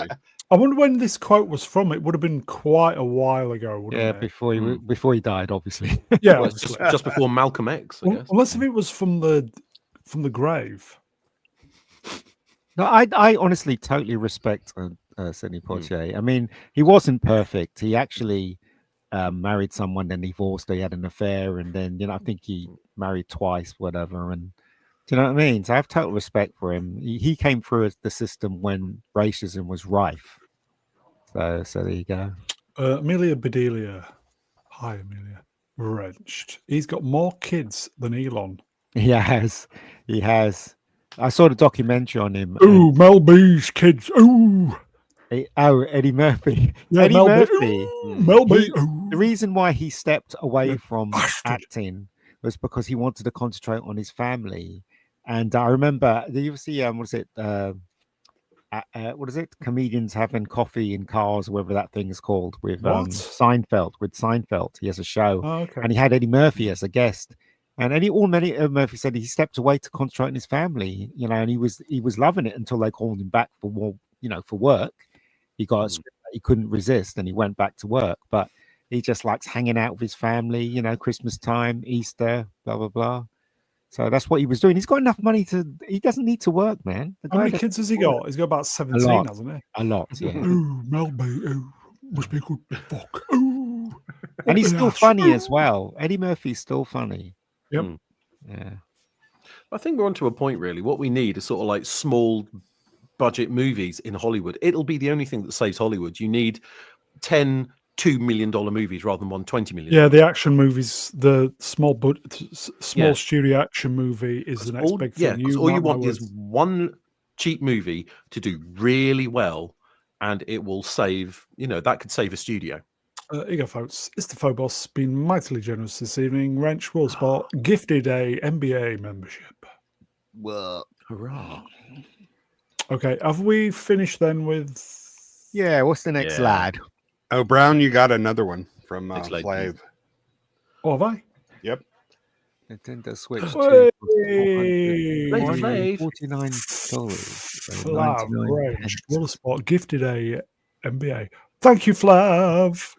Wow. Why? Nintendo Switch 2 will cost $449. Available June. That's a lot of money. It gets worse than this. The games, shall we? Are about $90 each. Wow. Okay, we'll do some specs. Large screen at 7.9 inches. Yeah, what Joy-Con? What the hell's that? The Joy-Con. It's a joystick controller, is what it's short for. Oh, okay, Joy-Con. Okay, 256 gigabyte download space. Is that good or bad? It's bigger than the Switch 1, but how can I put it? Call of Duty, the latest one, is 240 gigabytes on its own. What? Yeah. Wow. What? Grand Theft Auto 5, a game that has been out for 10 years, is 120 gigabytes. What? Yeah. Supports 120 FPS, box large 1080p. Is that good? 120 frames per second, and Pretty then good, just 1080p is just sort of like the standard resolution everything uses. So it'll be high refresh rate for people whose eyes want to go karting at 120 FPS. John Z Wrenched, or is it John Z Wrenched? They're saying GTA 6 is about 120. Fuck. Yeah, I can believe that. Because they've just released the GTA Online Enhanced, which has got ray tracing and sort of like cool graphics and stuff, and that's about 150. Enhanced. Enhanced. I'm going to be honest, I've got it, and I think it looks very pretty. It's not that much better, but it looks very pretty. Okay, shall we do the next? Nintendo GameCube games will be coming to Switch 2. What? Starting with Ian's totally infused, riveted. I don't care. Zelda Wind Walker, Soul Calibur 2, F-Zero GX. And they're bringing a wireless game controller as well, aren't they? Yeah. I've still got mine in the loft. Well, it's amazing that even on the newest technology possible, they're resulting or having to go back to 30-year-old games because they're more popular than the new ones that are released. The soundtrack to F-Zero is amazing. Racing games are stupidly quick. I'm assuming the original discs won't be compatible with the... No, it's now all just download codes. You pay $90, you get a code, you put it into your thing, and it just downloads it. All right, so you're paying for the same game that you already had? Pretty much, yeah. It's ridiculous. Nintendo Switch 2 flips the Switch on $80-90 games. Been a big stink about this, hasn't there? It's been massive. It's insane. I can understand the concept of development lead time means that you need more expensive games, but the problem you have is expensive games mean less people buy them, which means there's less money coming into the studios, which means the studios shut down and there's less games made. Ian, you have an opinion about that? I don't play computer games, so I can't say anything really. This is just the price, though, for Nintendo games. Third-party games can price them as they see fit. And Nintendo games are always very good, and they prioritize the user experience. So I think you're going to get your money's worth when you buy one. But if you look at it, a Super Nintendo game way back in the 80s or 90s cost $69. That's like $180 in today's money. Yeah. But I mean, when you go back that far, that's because it was all brand new technology. It was expensive to make that sort of stuff. And each game was on its own specific cartridge, so there was a lot of sort of like hardware involved to create each one separately. With the downloadable streaming games now, it's just a license key. It's one copy of a game that is downloaded millions of times. They don't have to print millions of discs anymore. So in theory, it shouldn't cost as much. Yeah, the problem with downloadable games is you can't sell them to your friend or loan them to your friend, or so you lose the right of first sale. But you don't have to worry about breaking or losing the cartridge either. So that's true. I have a million games on my PC that are just literally just downloads on Steam and stuff, and it's quite sad. I would prefer actual physical media. It's nice owning physical media. Is it not? Yes. Yeah. Unfortunately, that's not the trend that the world is following. No. Everything is going to be leasing and rental. But we've seen how badly it can go. Do you remember Concord? A game that came out, you could buy the discs, you could buy it, you could subscribe to it, you could download it. 2 weeks later, they switched off the servers, so it was impossible to play. Oh, yeah. And they just destroyed it, which means that it's lost media. It doesn't exist now except in a few YouTube videos. There you go, Sly Jester World Spot. I remember saving up $50 for a PS1 game. Yeah. $65 for PS2. Yeah. I remember paying £30 for an 8 megabyte memory card for my PS2. Big Sonny and Co. You will own nothing and like it. Pretty much. I love the game companies that, like, when they shut down, they release the source code and let people set up their own servers or continue activation. But you don't really expect that. Yeah, you're not going to get that from Sony or Nintendo or anything, but I'm a big advocate for open source software for that reason. There is a fantastic website called Abandonware. If you go on there, there's loads of, old games that are sort of like more than 15, 20 years old that are not, it's not an IP that's owned by any single company. So it's not like anyone can take them offline because no one owns the rights to them. So they just sit on this website called Abandonware, and you can literally just download them and play them. And there is Galaxian. You can play Galaxian. Galaxian, all the original SimCity games, including stuff like Sim Ant, Sim Golf. Oh wow! What's the link? Really cool stuff. Can you put the link in the chat? Just type in Abandonware into Google. It knows Abandonware, and it'll just take you there. It's great. They even make a handheld console. It's called the Cube RX. That's designed to play all of the old, the Sega Genesis games, the coin-op games, and you can fit thousands of them on a really tiny memory card. So nothing can beat the Commodore 64. So, like, Atari. There are C64 games on there as well. Shall we? I can't remember what the next one is, folks. Oh. Landman begins production, season 2. Demi Moore returning. Nobody's watched Landman. What's Landman? Landman. It's what's the geezer who did all the good stuff on Billy Bob Thornton, and the show is fantastic. I do like Demi Moore though. It's a Taylor Sheridan show about the oil business, and it's really, really good. Never saw it. Didn't even know it existed. But it's not about her. It's not about Demi Moore. It's not about her character. So I don't know why they're complaining. Yeah, I think Landman is on the definitely to watch. Landman's probably going to end up as he's going to get cucked by Demi Moore. That's what's going to happen. I could think of worse things, to be fair. I have just looked at a little, snippet of what Landman is, and to me, it just looks like Dallas for a new generation. Yes. Probably is. Yeah, but Billy Bob really chews the scenery there. It's very entertaining, and it's not woke. Although Yellowstone kind of became the Beth Dutton show, and a lot of people sort of dropped off at that point. Here you go, folks. Hello, MC Wrenched. Taylor Sheridan is doing well at the moment.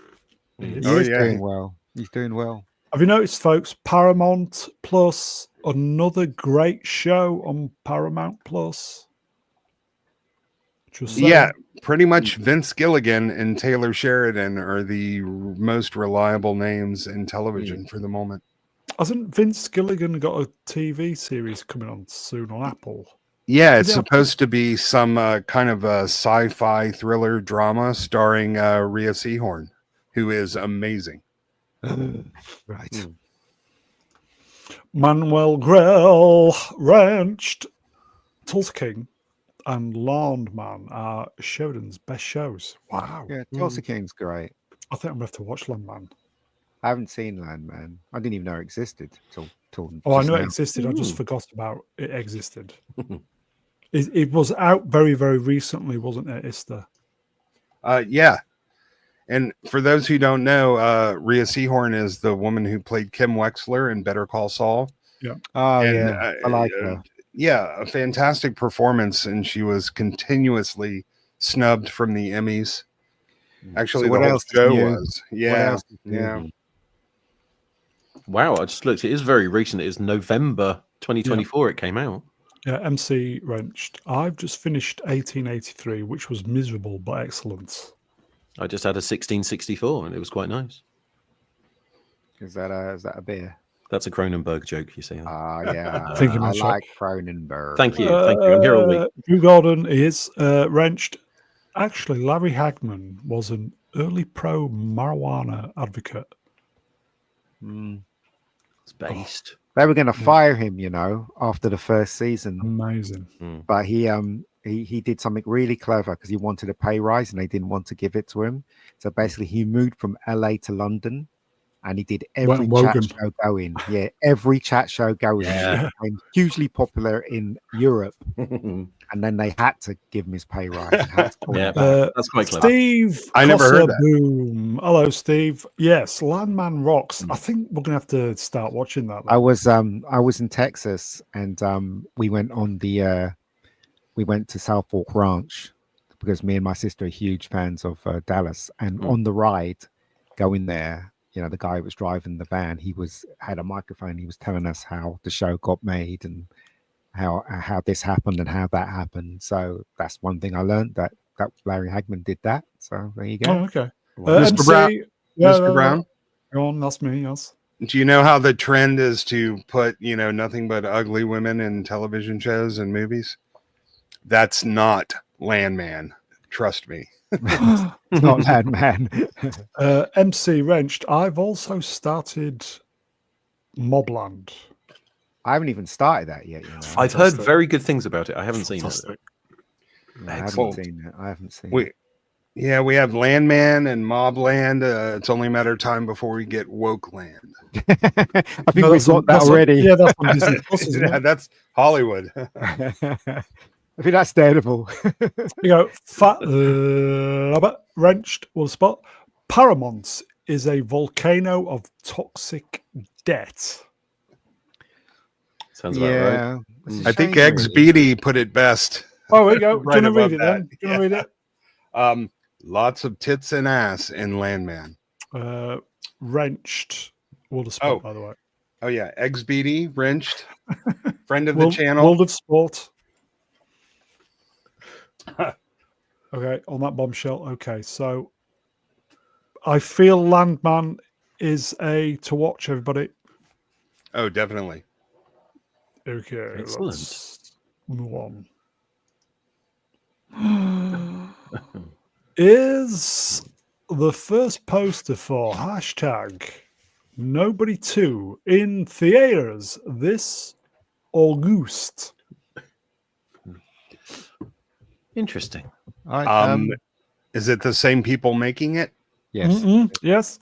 Okay, then I'm more than cautiously optimistic. I'm hopefully optimistic. Well, I love the first one. He did at the ending when he was moving into that new place, the wife did say, have you got a what is it? A basement, wherever it was. Yeah. And then in this one it's probably going to be her.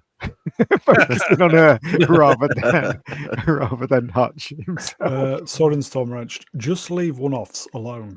Yeah, but it made a profit. That's the problem. As soon as it makes a profit, they want a sequel. I don't think it made that much of a profit, though. I think it's because it was well received. That's why they're bringing another one. I do like the guy who plays. I can't remember his name though. Bob Odenkirk. Yeah. I think he's a great great. You just gravitate towards him when he's on screen. You know, you know, he just plays the nice guy so well. He's another he's another Better Call Saul veteran. I'll note that this show in canon takes place in the John Wick universe, which John Wick universe. Apparently so, yeah. Apparently so. But I do like Hutch, and I did think it went slightly woke towards the ending where he's got like a black brother and all that nonsense, and then you know suddenly this black guy turns up and is his brother, and suddenly he's just as good as him and stuff like that, and I was like, okay. But apart from that, it was really enjoyable. So there you go. Drew Gordon wrenched. Better Call Saul was the end of the golden age of television. Better Call Saul was a very intelligent show. A lot of people don't give it credit for that. They talk about the photography, they talk about the performances, they talk about how it's connected to Breaking Bad, but they never talk about how intelligent that show is. Sword in the Storm wrenched. I'm going to ask Sword, do you trust me? Sword, do you trust me? Type in the chat yes or no. What's this? I didn't watch what? Just make it a poll. Should we do a poll? Ian, even in Mobland, there was an Indian daughter. You're just never gonna completely get rid of that. You know, I don't mind that if it's justified. Do you know what I mean? If it's not justified, and what I don't like is now every time you see a couple, there was a mixed couple. They are like, yes. you know what? Not every couple is mixed. You know what I mean? What is wrong with white people and black people being together? You know, it's just honestly. Sword's not answering. Sword, watch Better Call Saul. It's fantastic. It is good, but the thing is, though, you have it's fantastic, mate. You have to be committed to it if you want to watch it. You can't watch it halfway in because it is slow. But once you get used to the characters, you really, really do appreciate them when they're on screen. You've got to get past the first 3 seasons of Better Call Saul because that's all the kind of backstory. I did like with his brother, etc., etc. And also, I liked the ending. A lot of people say that the ending didn't work. I think the ending was perfect, personally. And he sacrificed himself. That's the thing I liked about him. Yeah, with the Better Call Saul, once the Breaking Bad stuff started kicking in, fuck, it was excellent. Yeah, I thought it was a fantastic show that was excellent off the bat. And I know it's a hot take, but I actually like the show better than Breaking Bad. And if anybody's interested in writing or filmmaking, it's a masterclass in subtext. Go and watch it. It is, especially for that. There was one episode where all the ants are eating. Is it the ice cream? You know, that start off of that, and that was meant to mean something as well. It's pretty cool. Pretty cool show. Here you go, folks. Titan wrenched. First couple of seasons were a bit slow, but it gets great. Yeah, it gets so there's this sequence where in the beginning they're in a flat and Saul and his girlfriend are talking, and he puts his bear on top of the railing of the thing that they're the what is it, the balcony standing on. And the girl's worried about whether he's going to knock it over and the bear's going to fall the way down. She keeps looking at it, and then they have that at the top of the episode, and then all these bad things happen in the episode which I won't give away. And then at the ending, right, they're both drinking the same thing, and she has hers on top, and she just pushes it off, lets it fall. Throws it, I mean, that was meant to represent how she's changed from that one person in the beginning of the episode towards the ending, which is really good. I mean, subtext. Great Drew stuff. Gordon wrenched. Breaking Bad was pitched as Mr. Chips into Scarface. Better Call Saul was better. It was Atticus Finch into Scarface enabler. Better Call Saul, I cannot recommend it enough. Oh, by the way, I will say that the budget for Nobody was 16 million, and theatrically it made 57 million. Right. And home domestic sales 9.6 million. So it was very profitable for the studio. It was it was floating around COVID, wasn't it? That's why. Yeah. So it's entirely possible, as long as they keep So it did very well. Simple and cheap, then I think it'll do the same. Yeah, but remember that he had a heart attack after this film, so I don't know if they're going to be pushing, because he had 2 years training before he did, and the that first saved him one. apparently. Yeah, so I don't know about this one, because the man is he's a man of age. He had a heart attack on set of Better Call Saul. He did. So I think he should be careful. Also, it was the training from nobody that essentially saved him, he said. It's pretty obvious that he's wearing a rug, and even in the fight with the bus, you see the rug fly up a bit, don't you? So I do like scene. The bus scene is fantastic. Okay, that's Nobody 2. A definite watch at the theatre, yes, Ian, in August. Definitely. What's this picture from? Is this from Cinecon? Oh, okay. Las Vegas last week. Well, what did they turn up and did they speak, or is it just a poster? This was all to do with the John Wick right company. Was it Lionsgate? Lionsgate sounds like an ice cream. Do you know they if you go on YouTube, you can see the footage that they took out of the first Nobody, when the barber has a conversation with Michael Ironside and his son. So if you go on YouTube and you write in footage that was taken out of Nobody, you'll see it, and it does make sense when you watch that footage. So there you go. I'm going to use this movie to clean my palate after Fantastic Four. First steps or no steps or woke steps.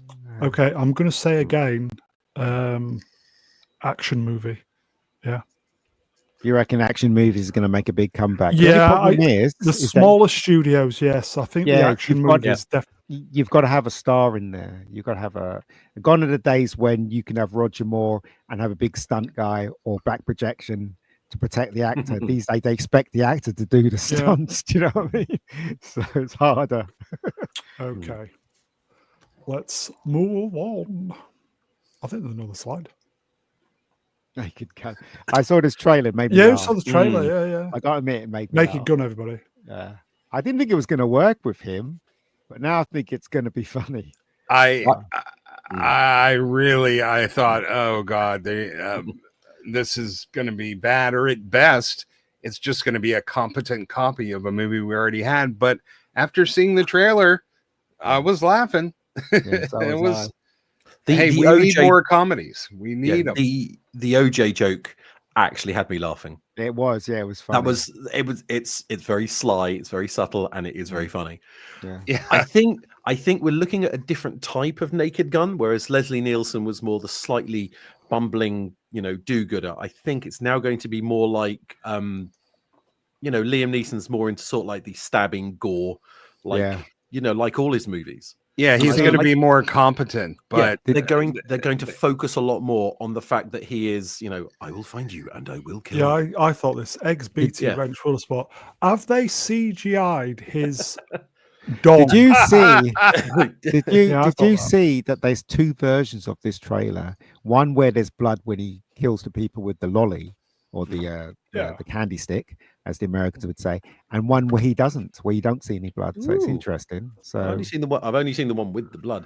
Yeah. So I am cautiously optimistic about it. Well, it is going to be different because, as you say, the original Frank Drippin was bumbling, and this one looks like he's totally in control, doesn't he? Yeah. So, have you seen that Ricky Gervais show with Warwick Davis? I think it's called Life is Short. Yeah. He's I wouldn't have picked Liam Neeson for comedy, but he did a bit on that show that just had me in stitches. Yeah. He can do straight man, and he has good comic timing. There you go. Amelia Bedelia arranged. Liam Neeson needs this to rehabilitate his reputation. You say that about Liam Neeson, but that's what happened with Leslie Nielsen back in the day, because he, serious actor. And I remember him doing an interview, and he said when he moved over to doing Airplane, first of all, he treated it exactly the same way as every other role, only this time people were laughing at him. And so he just went along with the comedy. And after that point, he never did an interview without a fart machine in his pocket. Yeah. He's fart all the way through every single interview. Yeah. So, and I think Liam Neeson's going to go.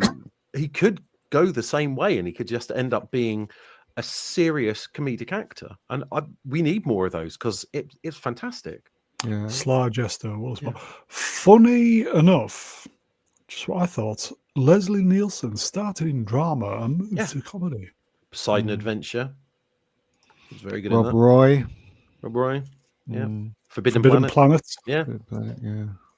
Listen, this. I think this is going to be funny. You know what? Right, the three Naked Gun films. All three of them were funny. There's not one film that wasn't funny. They were all really well done, really great jokes. They did have their moments. Yeah.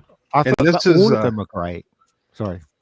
And this is coming out August 1st too. So all of these films are going to eat into the superhero bombs that are going to be dropped during the summer. Yes. The Naked Gun movies were great, but they were no Police Squad.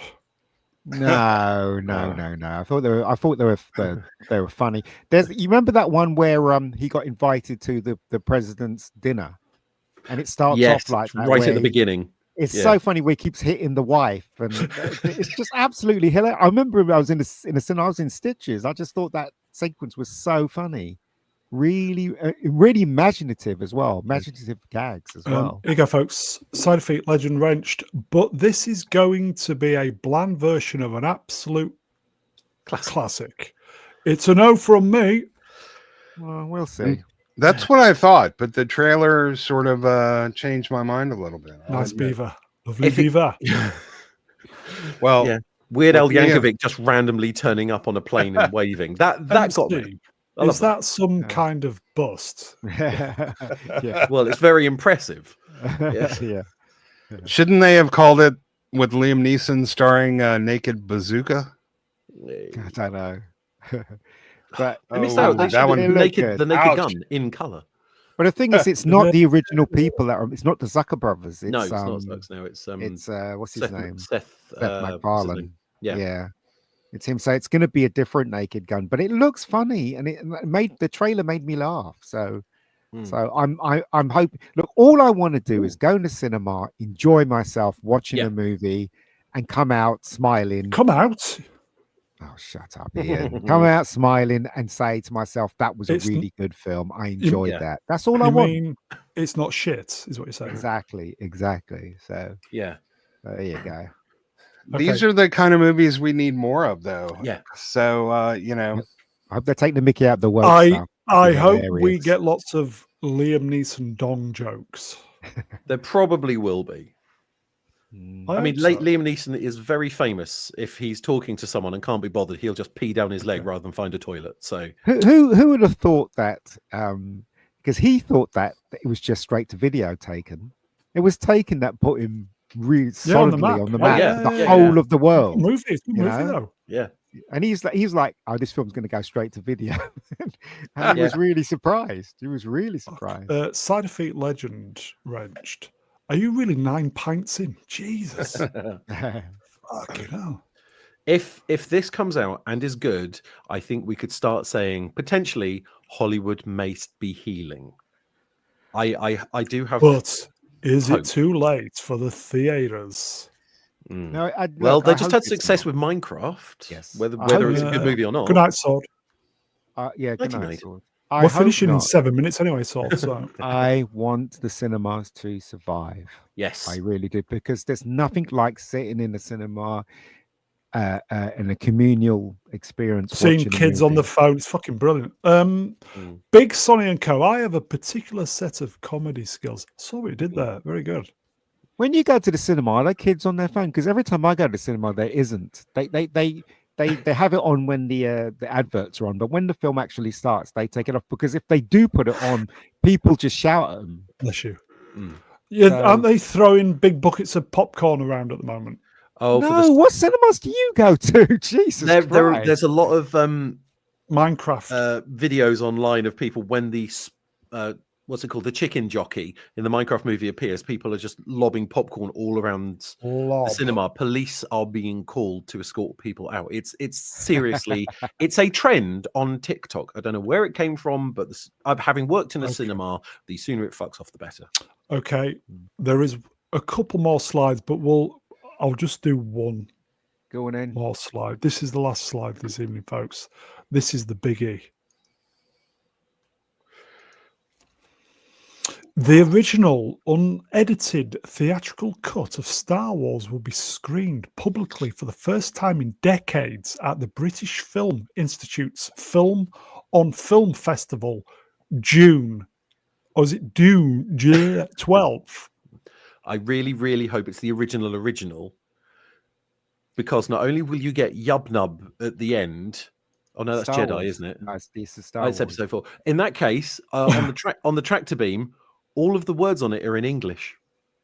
Do you know what? Only Right. for the special edition, they changed it for Galactic Basic. Remember, everybody, if this is true, and I don't know if it's true, because George Lucas swears that he will never release the original parts of Star Wars. I don't know if this is true or not, because I've actually heard him and I've seen footage of him saying he never will. So whether this is true or not is another matter. This might be a whole hoax. I'll check it out, because they're talking about the British Film Institute. Yeah. Where's that? The BFI. The BFI. So I'm going to check it out and see if that's true. I mean, well, you'll know if it says Star Wars without Episode 1, without New Hope. But the thing is that nobody owns that. According to George Lucas or everybody that I've spoken to, no one owns a copy of that, film-wise or anything. And he says he won't release it. Atom Gray, Wrench, Wallspot. It's not up to Lucas anymore. It is. He owns it. He owns it. Yeah, he owns Star Wars, the three that he ordered, and the original 3 before Disney. Maybe somebody's pulled some favors in or something, and is testing the Walter for a release. Or maybe the British Film Institute had a copy of Star Wars, and it's just been sitting there. And I so know the BFI have a massive archive. Yeah, is it? I think they're on the south bank of the Thames. It used to be in the Museum of the Moving Image. No, they're still in South Bank. They're still in South Bank. Okay, yeah, still South Bank. Could you, Ian? You could ask Keith to investigate, couldn't you? No, he's BAFTA. He's not British Film Institute. Okay. Yeah, but the thing is, though, if they do have a copy, and that would mean that they'll have to go and clean it up and stuff, because if it's on actual film itself, they need to remaster it, remaster it and all that, which means that it's going to be screened digitally, which means that do they have the rights to screen it in the first place? I don't know whether to believe this or not. It's the BFI. I have a feeling that if it's something reporting it, it's not the BFI that's reporting it. So I don't know if this is true or not, because as everybody knows that George Lucas said he will not release the original the versions that he put out. Mudcrab says it's on the BFI website. So it's entirely true, possible. And if Are it's you in interested in their archive, I'm interested. I definitely want to see it. Yeah, if it's the original. If I turn up in that bloody what's his name? What's his name? Who's the big? Oh no, Abrams. No, Pizza the Hut. Go on, Ian. Pizza the Hut turns up in it.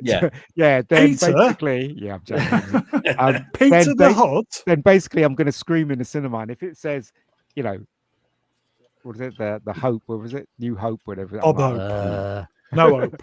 So, yeah. There's a chance George Lucas doesn't quite seem with it mentally these days, so maybe he changed his mind, or somebody convinced him. MC Wrenched. Go on the BFI website. It's on there. I wonder how they're screening it though. Whether they're screening it on film or whether it's digitally screened. But also, I'm probably the only one here that actually saw Star Wars in the cinema originally. Yeah, that's not true. Oh, it's you too, eh? Yeah. I could drive. I was an adult. Right. I was teen. No, I was in my 20s, I think, when I saw Star Wars. Manuel, I did. Oh, you did.